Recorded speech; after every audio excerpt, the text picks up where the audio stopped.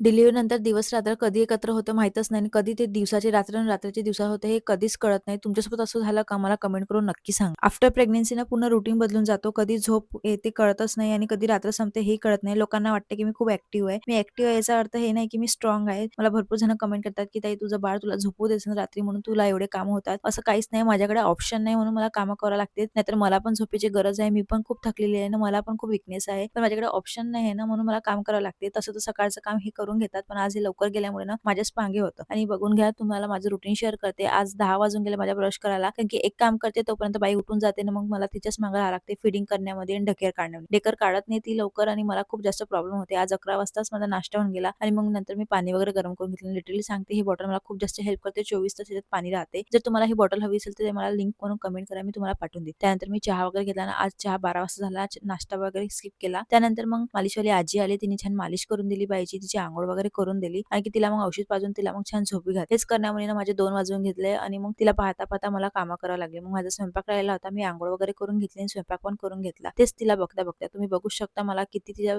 मागेच बघावं लागते आणि मग काम करावं. चला भेटू पुढल्या व्लॉगला. तोपर्यंत बाय बाय आणि फॉलो करायला विसरू नका.